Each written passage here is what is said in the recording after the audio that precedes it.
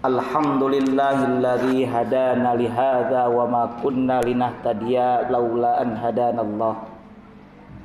Asyhadu an la ilaha illallah wahdahu la syarikalah wa asyhadu anna Muhammadan abduhu wa rasuluh la nabiyya ba'dah.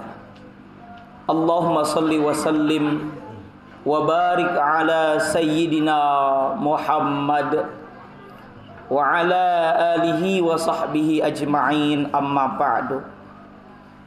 Fa ya ibadallah, usikum wa iyaya bitaqwallah faqad fazal muttaqun. Wa'lamu anna Allah ta'ala yaqulu fil Qur'anil Karim wa huwa asdaqul qailin. A'udzu billahi as-sami'il 'alim minasy syaithanir rajim. Bismillahirrahmanirrahim. Ya ayyuhalladzina amanu taqullaha wa qulu qawlan sadida yuslih lakum a'malakum wa yaghfir lakum dhunubakum wa may yuti'illaha wa rasulahu faqad faza fawzan 'azima. Shadaqallahul 'azim. Ma'asyiral muslimin wa zumratal mu'minin rahimakumullah. Mengawali khutbah Jumat di pekan pertama bulan Jumadil Akhir 1438 Hijriah ini, khatib berwasiat kepada hadirin juga kepada pribadi khatib sendiri untuk senantiasa meningkatkan kualitas ketakwaan kepada Allah yang didasari dengan keimanan yang sebenar-benarnya, dengan menjalankan segala perintah Allah dan menjauhi segala larangannya, termasuk yang harus kita jauhi adalah perbuatan maksiat atau dosa. Karena dengan dosa inilah terjadi kehancuran di mana-mana.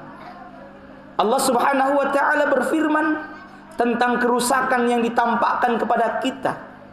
Di dalam surah Ar-Rum ayat 41 Allah Subhanahu wa taala berfirman, Bismillahirrahmanirrahim. Zaharal fasadu fil barri wal bahri bima kasabat aydin nas liyudhiqahum ba'dalladzi 'amilu la'allahum yarji'un. Shadaqallahul 'azim wal ma'na Allahu a'lam bimaradih. Telah nampak kerusakan di daratan dan di lautan.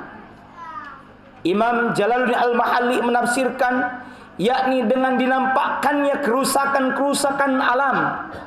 Sungai yang tadinya mengalir deras lantas kering atau bahkan banyak sehingga banjir. Yang tadinya banyak pepohonan, tanah subur lalu kering kerontang. Tuharal fasadu fil barri wal bahri bima kasabat aydin nas. Itu semua disebabkan karena ulah tangan manusia. Imam Jalaluddin Al-Mahalli juga menegaskan di dalam kitab Tafsir Jalalain bahwa kerusakan ditampakkan ini karena ulah tangan manusia dalam arti kemaksiatan-kemaksiatan yang telah dilakukan oleh umat manusia. Liyudhiqahum, Allah hendak memberikan rasa, menimpakan rasa kepada mereka terhadap ba'dalladzi amilu, apa saja yang telah diperlakukan, yang telah dilakukan oleh mereka, la'allahum yarji'un, agar mereka kembali ke jalan yang benar. Ma'asyiral muslimin wa zumratal mu'minin, sidang Jumat rahimakumullah. Kita semua tentu memiliki salah. Kita semua tidak bisa luput daripada dosa. Nabi pun mengingatkan, kullu bani Adam khatta'un wa khairul khatta'in at-tawwabun. Setiap anak cucu Nabi Adam, yakni manusia, memiliki kecenderungan bersalah atau melakukan dosa. Dan sebaik-baik orang yang melakukan dosa adalah orang yang bertaubat. Secara bahasa taba yatubu taubatan berarti kembali, yakni kembali ke jalan yang benar. Ketika kita melakukan kesalahan dan dosa, maka kembalilah ke jalan yang benar. Di mana kita sering bermohon kepada Allah Ta'ala. Di dalam sholat setidaknya 17 kali kita membaca dalam Al-Fatihah, Ihdinas siratal mustaqim. Ya Allah, tunjukkan kepada kami jalan yang lurus. Maka saat kita melakukan perbuatan dosa, perbuatan yang menyimpang, yang bengkok, yang salah, maka kembalilah ke jalan yang lurus, ke jalan yang Allah ridhoi. Maka dari itu, ma'asyiral muslimin, saat kita melakukan dosa, Allah Ta'ala memaklumi dan sudah mempersilahkan, siap memfasilitasi, menerima taubat kita atas dosa yang telah kita lakukan. Allah Ta'ala di dalam hadis qudsi menegaskan, ya ibadi, wahai hamba-hambaku, innakum tukhti'una bil laili wan nahar. Aku tahu sesungguhnya kalian senantiasa berdosa, melakukan perilaku dosa, kesalahan di malam hari juga di siang hari. Wa ana aghfiru dzunuba jami'a, sedangkan aku senantiasa mengampuni dosa kamu sekalian, jami'a, semuanya. Fastaghfiruni, ini adalah kata perintah, mohon ampunlah kamu kepadaku.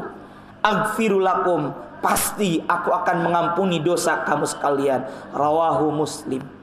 Maka itu hadirin, kita melihat fenomena-fenomena kerusakan-kerusakan, baik itu kerusakan alam maupun kerusakan moral yang cukup berat. Ini harus menjadi pelajaran, ibrah untuk kita semua, untuk senantiasa mohon ampun kepada Allah Subhanahu wa ta'ala. Jangan lihat dosa kecil atau dosa besarnya, tapi lihat maha besarnya zat yang kita berdosa kepadanya, yakni Allah Subhanahu wa ta'ala. Jangan meremehkan dosa yang kita anggap kecil atau anggap ringan, karena justru meringankan dan menganggap remeh dosa itulah justru yang menjadi dosa yang besar. Bagaimana kita bertaubat kepada Allah? Para ulama telah memberikan batasan. Bila kita memiliki dosa itu kepada Allah Ta'ala, maka ada 3. Yang pertama, at-tarku, meninggalkan dosa yang sering kita lakukan tersebut. Yang tadinya sering melakukan dosa kepada orang tua, dosa kepada anaknya, dosa kepada sesama, dosa apalagi kepada Allah, berhenti. Yang kedua, an-nadam, menyesal, bahwa kita menyesali telah melakukan perilaku dosa tersebut. Dan yang ketiga adalah al-azmu, azam, bertekad untuk tidak mengulangi kembali, bahkan menyusuli perbuatan buruk itu dengan perbuatan baik. Sebagaimana Nabi berpesan, watbi'is sayyi'atal hasanata tamhuha, dan ikutkanlah setelah kamu melakukan keburukan itu dengan melakukan kebaikan. Tamhuha, pasti kebaikan itu akan menghapus keburukan tersebut. Adapun ketika kita melakukan dosa kepada sesama, maka tidak cukup yang 3 saja, maka tidak cukup hanya mohon ampun saja kepada Allah, maka harus ditambah dengan yang keempat, yakni minta dihalalkan. Saat kita pernah mencuri, maka kembalikan. Saat kita pernah membicarakan atau ghibah keburukan orang lain, mintalah dihalalkan kepada orang tersebut. Saat kita memiliki kaitan, maka lunasilah kaitan-kaitan tersebut.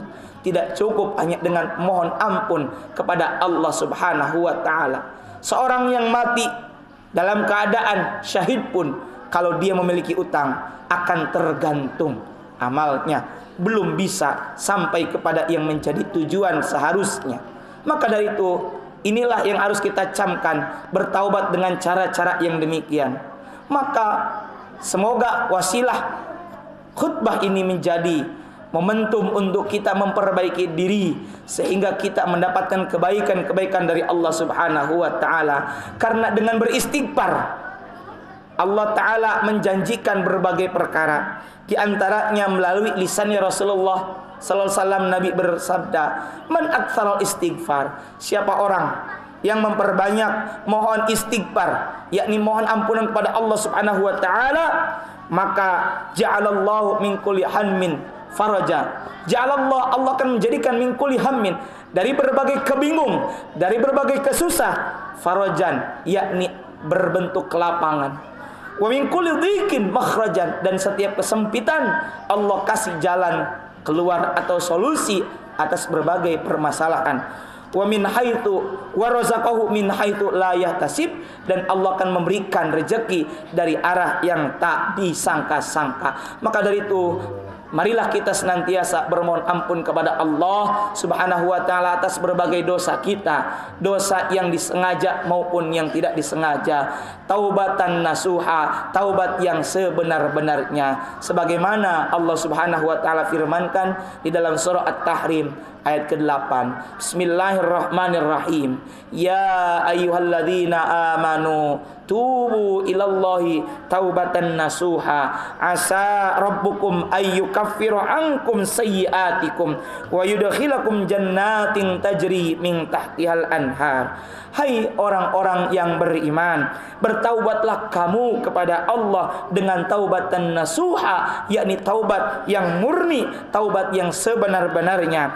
Semoga dan mudah-mudahan melalui taubat itu Rabbmu, yakni Allah Ta'ala, akan menutupi kesalahan-kesalahanmu dan memasukkan kamu ke dalam jannah yang mengalir di bawahnya sungai-sungai. Amin ya Allah ya Rabbal Alamin.